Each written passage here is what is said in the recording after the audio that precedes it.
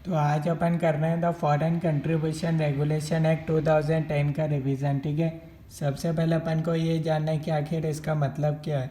Foreign contribution regulation act 2010, आखिर इधर एक वर्ड लिख रखा है रेगुलेशन, यानी कि फॉरेन कंट्रीब्यूशन के रेगुलेशन के लिए ये एक्ट बनाया गया है। ठीक है, तो सबसे पहले अपन ये जानते हैं आखिर इसके पीछे लॉजिक क्या है। देखो, इसमें लिख रखा है India is a sovereign country, यानी कि no one is ruling on India. अभी इंडिया पर कोई भी कंट्री रूल नहीं कर रही है। ठीक है, इंडिया के पास अपने खुद की फ्रीडम है। ठीक है, जो भी करना इंडिया खुद से कर सकती है। But foreign contribution can create threat to India sovereignty, यानी कि अगर बाहर से पैसा आता रहा, फॉरेन फंडिंग होती रही इंडिया के अंदर, तो हो सकता है कि इंडिया पर थ्रेट आने लग जाए। यानी कि हो सकता है money came to India for illegal purpose, हो सकता है इंडिया में आतंकवाद के लिए पैसा आ जाए। ठीक है, बम ब्लास्ट जैसी एक्टिविटीज़ के लिए पैसा आ जाए फॉरेन, अगर कंट्रीब्यूशन इंडिया में आता गया, उस पर कोई रेगुलेशन नहीं रहा। ठीक है, सरकार का तो इसलिए ये एक्ट बनाया गया है। This act regulates the flow of foreign contributions into India. तो इसलिए ये एक्ट बनाया गया है ताकि सरकार को पता चलता रहे कि कितना फॉरेन कंट्रीब्यूशन इंडिया के अंदर आ रहा है और किस सोर्स से आ रहा है। ठीक है, और कोई गलत जना तो फॉरेन कंट्रीब्यूशन को एक्सेप्ट नहीं कर रहा है, इसलिए ये एक्ट बनाया गया है। ठीक है, अब इसके अंदर सबसे पहले अपन ने पढ़ा था regulation of foreign contribution and foreign hospitality. ठीक है, दो चीज़ों का रेगुलेशन सरकार को देखना है, फॉरेन कंट्रीब्यूशन का and foreign hospitality. Foreign hospitality ये होता है कि आपको किसी, आप फॉरेन गए और वहाँ आपको जाके किसी ने ऑफ़र करा, फॉरेन पर्सन ने, कि आप वहाँ पर आराम से 7 स्टार होटल में आपको रखा 7 दिन, उसके बाद आपको जो भी आपकी मनपसंद चीज़ थी, ठीक है, आराम से बीच पे ले गए। ठीक है, आपको जो खाना 5 स्टार होटल का खाना वगैरह ये सब सर्व करा। ठीक है, और उसके बाद किसी वहाँ फॉरेन कंट्री का काम था कि इंडिया पे ये डॉक्यूमेंट पे साइन करना, और फिर उस पर्सन ने साइन कर दिए। ये सब क्यों साइन करा? क्योंकि उसको फॉरेन हॉस्पिटलिटी प्रोवाइड करी गई। ठीक है, और फॉरेन कंट्रीब्यूशन यानी कि फंड्स आपको मिल रहे हैं। ठीक है, फॉरेन से किसी नेता को फंड्स मिल रहे हैं, तो वो हो सकता है कि इंडिया के अगेंस्ट में डिसीज़न ले ले। ठीक है, तो इसलिए इसका रेगुलेशन होना ज़रूरी है दोनों चीज़ों का। तो इसके लिए आपको कुछ 8 पॉइंट्स दे रखे हैं, वो आपको पता होना चाहिए। पहला, prohibition to accept foreign contribution, कौन कौन से ऐसे पर्सन है जिनको फॉरेन कंट्रीब्यूशन लेना मना है। Person to whom prohibition not apply. ठीक है, ऐसे कौन से पर्सन है जिन पर प्रोहिबिशन अप्लाई नहीं होगा। Procedure to notify an organisation of a political nature, यानी कि क्या ऐसा कोई ऑर्गेनाइजेशन है जो सेम पॉलिटिकल पार्टी जैसा वर्क कर रहा है, तो उस पर सेंट्रल गवर्नमेंट क्या रेस्ट्रिक्शन लगा सकती है। Restriction on acceptance of foreign hospitality, कौन कौन फॉरेन हॉस्पिटलिटी लेगा, ठीक है, या नहीं लेगा। Prohibition to transfer foreign contribution to other person. ठीक है, अब किसी को मना है पर कोई घुमा फिरा कर उस पर फॉरेन कंट्रीब्यूशन पहुंचा रहा है, तो कैसे प्रोहिबिशन लगाया गया है। Restriction to utilise foreign contribution for admin purpose. ठीक है, कि आखिर फॉरेन कंट्रीब्यूशन को एडमिन पर्पस के लिए यूज़ क्यों नहीं कर सकते, या फिर कितना यूज़ कर सकते हैं। Power of central government to prohibit receipt of foreign contribution in certain cases, central government के पास पावर है कि अगर कोई पर्सन फॉरेन कंट्रीब्यूशन को एक्सेप्ट कर रहा है, तो क्या सेंट्रल गवर्नमेंट उसको मना कर सकती है लेने से फॉरेन कंट्रीब्यूशन। नेक्स्ट पॉइंट है power to prohibit payment of currency receipt in contravention of act, अगर किसी ने ये एक्ट माने नहीं और फिर भी करेंसी रिसिप्ट कर लिया तो फिर क्या होगा। तो पहला पॉइंट अपन पढ़ते हैं, prohibition to accept foreign contribution, ऐसे कौन सा पर्सन है जो फॉरेन कंट्रीब्यूशन नहीं ले सकते।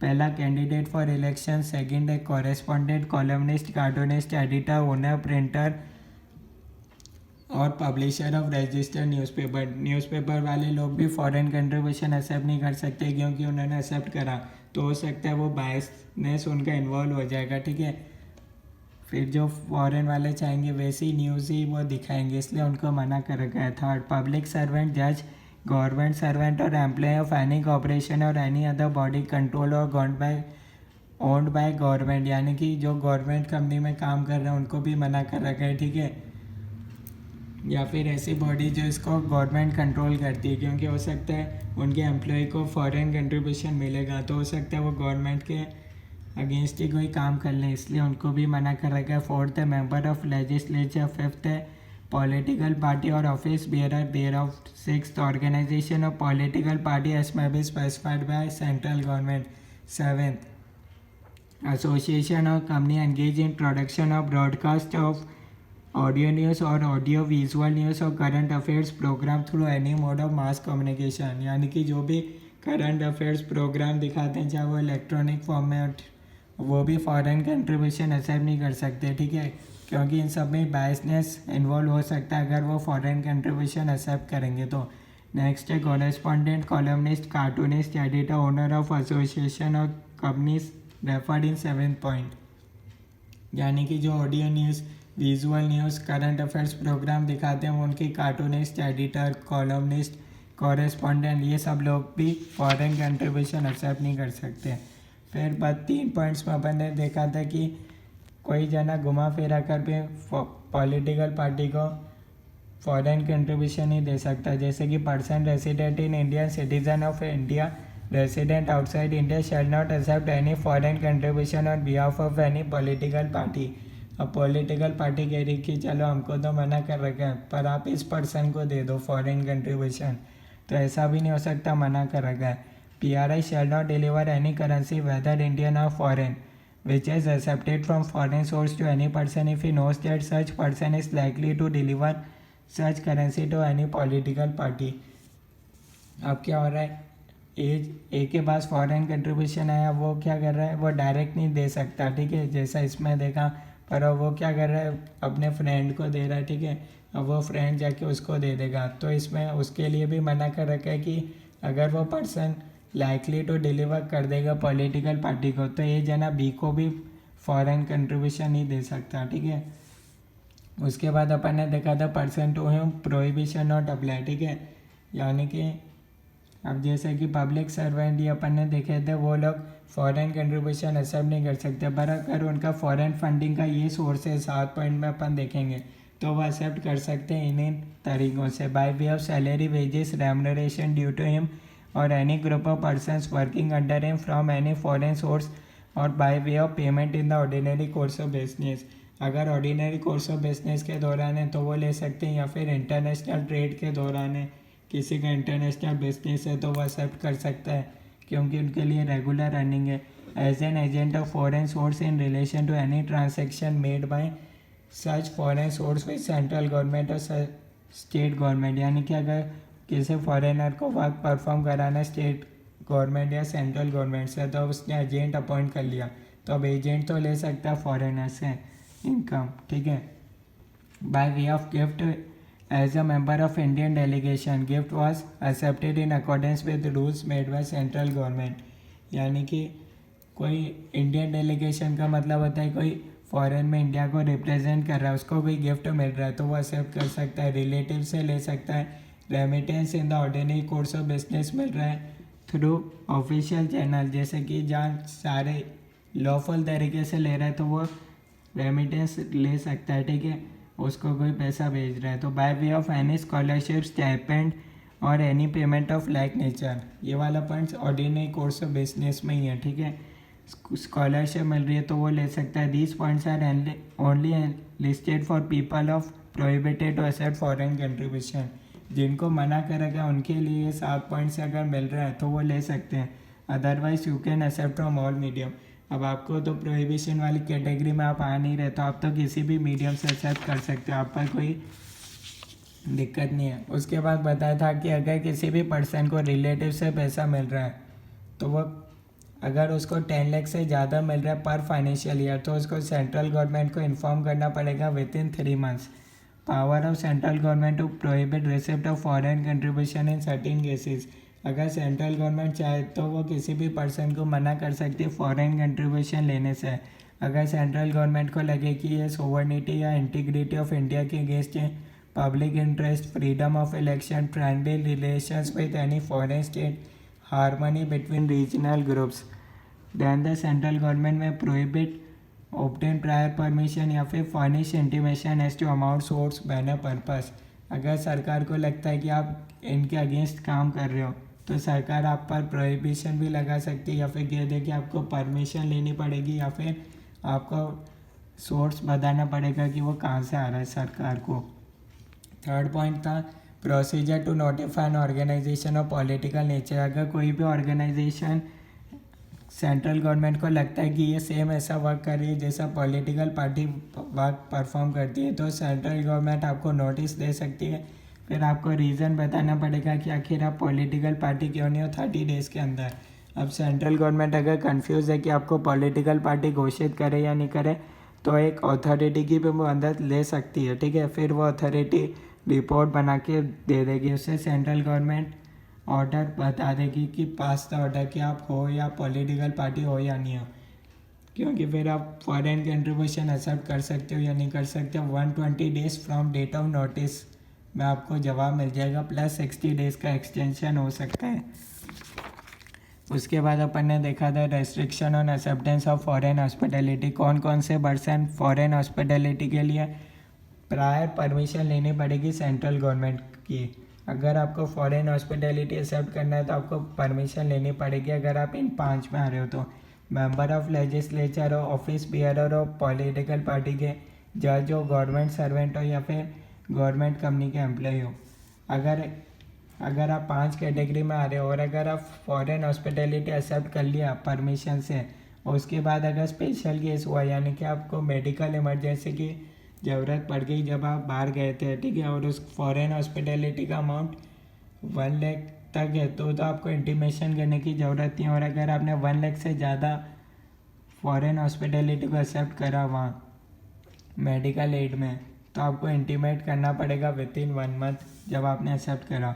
अभी आप प्रायर परमिशन कैसे लोगे? इलेक्ट्रॉनिक फॉर्म में लोगे, एप्लीकेशन लिख देना पड़ेगा किसने आपको इनवाइट करा है, फिर वो 2 weeks before date of journey आपकी एप्लीकेशन पहुंच जानी चाहिए।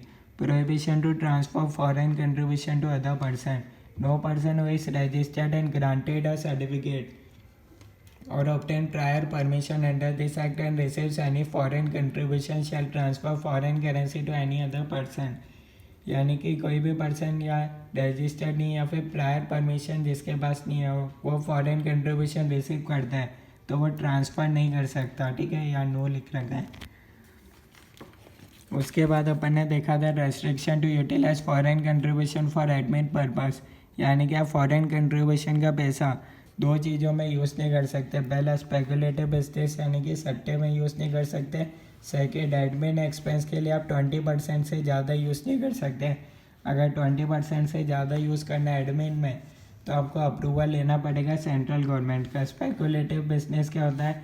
ऐसा एक्टिविटी जिसमें आपका प्रिंसिपल अमाउंट बढ़ भी सकता है या घट भी सकता है, यानी कि मार्केट फोर्सेस पे डिपेंड करता है, तो आप उसमें इन्वेस्ट नहीं कर सकते। चिट फंड लैंड में भी इन्वेस्ट नहीं कर सकते जो अगर वो आपका मेन ऑब्जेक्टिव बिजनेस का नहीं है। तो डेब्ट में कर सकते हो क्योंकि आपका प्रिंसिपल अमाउंट सेफ रहता है। तो ये तो हो गया स्पेकुलेटिव बिजनेस का मतलब। अब एडमिन एक्सपेंस क्या होता है? Salaries, wages, travel expenses, remuneration of member of executive committee, governing council. आखिर इनको क्यों मना कर रखा है ये मैंने आपको रेगुलर लेक्चर में बताया था, उसमें आप देख सकते हो। Personnel responsible for management of activities या फिर electricity, water, telephone, poster, repair, stationery, इनको भी एडमिन एक्सपेंस माना जाता है। Running maintenance of vehicles, accounting cost, legal, professional, rent, repair. अब कौन से एक्सपेंस एडमिन एक्सपेंस नहीं है? डॉक्टर सैलरी, टीचर सैलरी या फिर ऐसा ऑर्गेनाइजेशन जो रिसर्च और ट्रेनिंग में लगा हुआ है।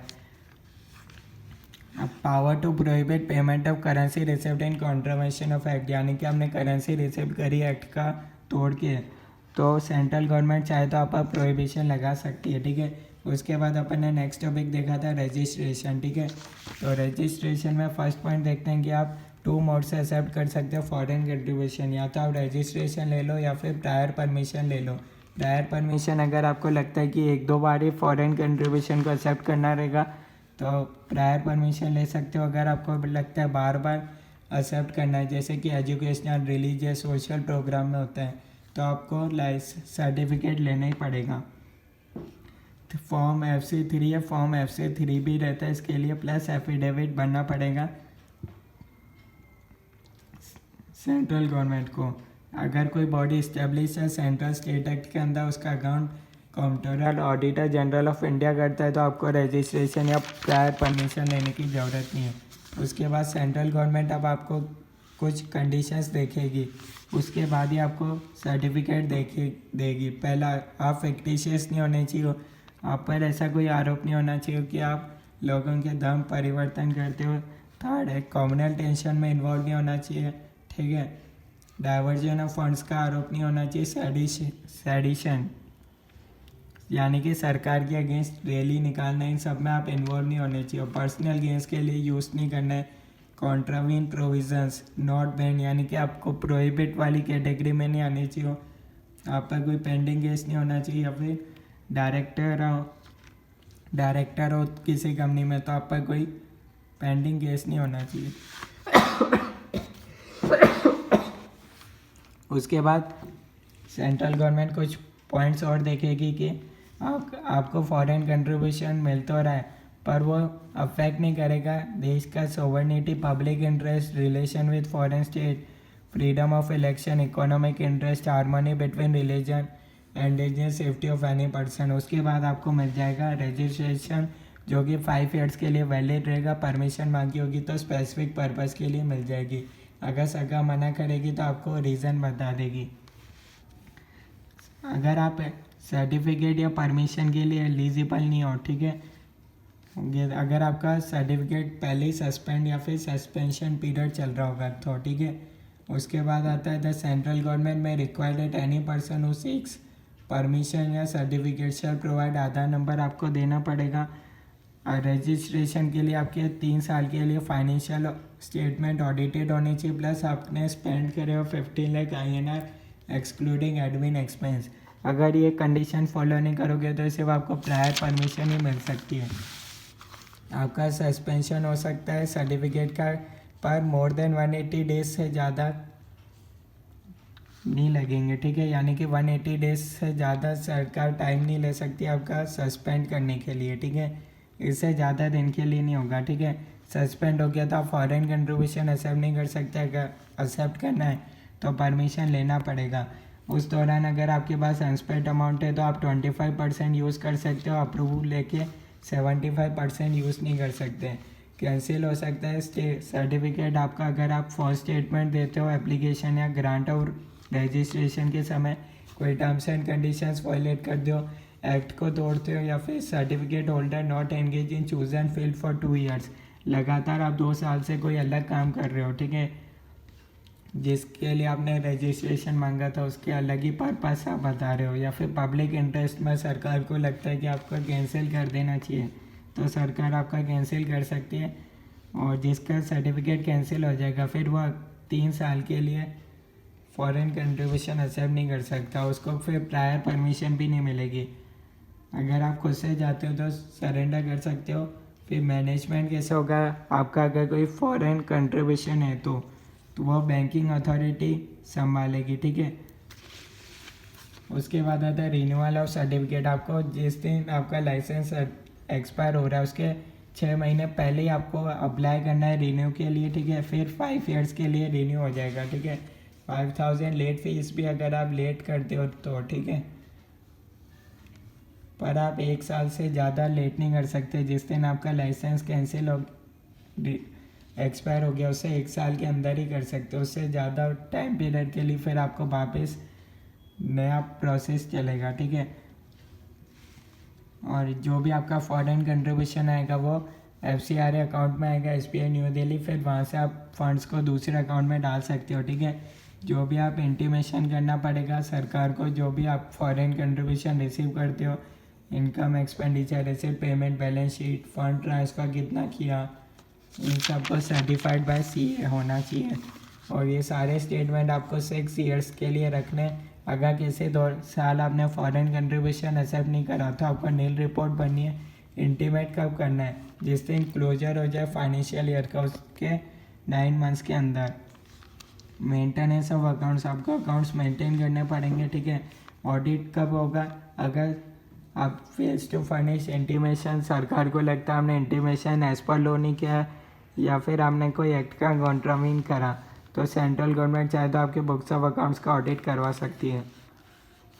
डिस्पोजल ऑफ एसेट्स, अगर आपने अगर आप डिफंक्ट हो गए या फिर सीज टू एग्जिस्ट हो गया आपका सर्टिफिकेट, तो डिस्पोज होगा फॉरेन जो भी आपके कंट्रीब्यूशन थे, एसेट्स थे, एज पर लॉ का अगर कोई लॉ नहीं है तो सेंट्रल गवर्नमेंट बताएगी, ठीक है।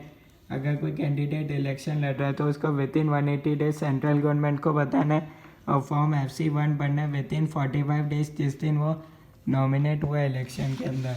उसके बाद अपन ने देखा था एडजुडिकेशन। अगर आप एक्ट का कॉन्ट्राविन करते हो तो आपका आर्टिकल करेंसी सिक्योरिटी सीज्ड हो सकता है, और अगर उसका अप टू 10 लाख अमाउंट है तो जुडिशियल ऑफिसर फैसला सुनाएगा। अगर विदाउट लिमिट है तो सेशन कोर्ट फैसला सुनाएगा। उसके अगेंस्ट अगर आप यहाँ से फैसले से खुश नहीं हो तो आप अपील कर सकते हो, अपील हाई कोर्ट कर सकते हो, ठीक है। अगर आप सेशन कोर्ट के फैसले से खुश नहीं होते या फिर जुडिशियल ऑफिसर के फैसले से खुश नहीं होता आप सेशन कोर्ट जा सकते हो। अपील आपको विद इन 1 मंथ करना है, एडिशनल पीरियड बता रखा है 1 मंथ। अगर आप सेंट्रल गवर्नमेंट के फैसले से खुश नहीं हो, जैसे कि उसने रजिस्ट्रेशन देने से मना कर दिया या फिर रजिस्ट्रेशन कैंसिल कर दिया, तो आप हाई कोर्ट जा सकते हो विद इन 60 डेज। उसके बाद आता है रिवीजन ऑफ ऑर्डर्स। आप एप्लीकेशन दे सकते हो या फिर सू मोटो तरीके से सेंट्रल गवर्नमेंट रिवाइज कर सकती है ऑर्डर्स, पर 1 साल से ज़्यादा हो गया किसी ऑर्डर को तो उसको सरकार नहीं कर सकती, ठीक है। उसके बाद अपन ने देखा था ऑफेंस एंड पेनल्टीज़। अगर आपने registration bye means of fraud लिया या फिर permission bye means of fraud, concealment of material fact, तो आपको 6 साल की सज़ा भी हो सकती है, फाइन लग सकता है या बहुत हो सकता है। अगर आप पर कोई रेस्ट्रिक्शन थे फिर भी आपने डिलीवर कर दी कोई आर्टिकल करेंसी सिक्योरिटी, ठीक है, तो आपको इम्प्रिजनमेंट हो सकता है up to 3 years, additional fine लग सकता है जितना मार्केट वैल्यू है। अगर किसी पॉलिटिकल पार्टी पर्सन ने कोई फॉरेन कंट्रीब्यूशन एक्सेप्ट कर लिया इन कॉन्ट्रावेंशन ऑफ एक्ट, तो up to 5 years fine both ये सब लग सकता है। या फिर आपने article currency security liable to confiscation, यानी कि सरकार ने आपको मना कर रखा था कि किसी को ट्रांसफ़र नहीं करना और आपने ट्रांसफ़र कर दिया तो भी आप पर पेनल्टी लग सकती है ₹1000 और 5 times of article currency security, दोनों में से जो भी जानना है उतना। Fails to comply provision for which no separate penalty given in act, यानी कि कोई आपने ऐसा प्रोविज़न तोड़ा जिसके लिए सेपरेट पेनल्टी नहीं दे रखी तो आपको अप टू 1 ईयर फाइन और बोथ, ठीक है। रिपीट ऑफेंडर, आपने बार बार गलती कर रहे हो तो आप फिर फॉरेन कंट्रीब्यूशन एक्सेप्ट नहीं कर सकते 5 साल के लिए। अगर कोई कंपनी ऑफेंस करती है तो लायबल कौन रहेगा, जो इंचार्ज होगा या फिर कंडक्ट ऑफ बिजनेस के लिए रेस्पॉन्सिबल होगा, ठीक है। Compounding of offence shall not apply with in a period of 3 years, bar bar compounding नहीं हो सकती, एक बार ही कंपाउंडिंग हो सकती है 3 साल में एक बार। कंपाउंडिंग का मतलब ये होता है कि यहाँ ऑप्शन दे रखा है, ठीक है, तो आप चाहते हो इम्प्रिजनमेंट यानी कि जेल नहीं हो तो सिर्फ आप फाइन भरना चाहो तो वो सिर्फ 3 साल में एक बार ही हो सकता है। ऐसा नहीं कि 6 महीने बाद वापस आप पर ये पेनल्टी लग गई तो आप बोलो कि इस बार भी कंपाउंडिंग कर लेते हैं, ऐसा 3 साल में एक बार ही हो सकता है, ठीक है। और अगर कहीं मैंडेटरी इम्प्रिजनमेंट दे रखा है तो वहाँ कंपाउंडिंग नहीं हो सकती, ठीक है।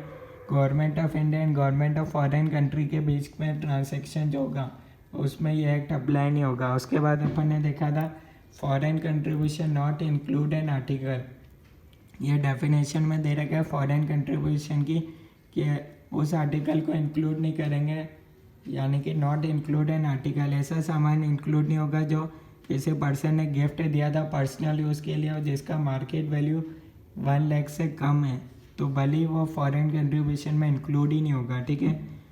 और अगर कोई फॉरेन कंट्रीब्यूशन आपको मिलता है, उसका आपने कहीं जमा करा दिया, उसका इंटरेस्ट मिलता है तो वो भी फॉरेन कंट्रीब्यूशन माना जाएगा।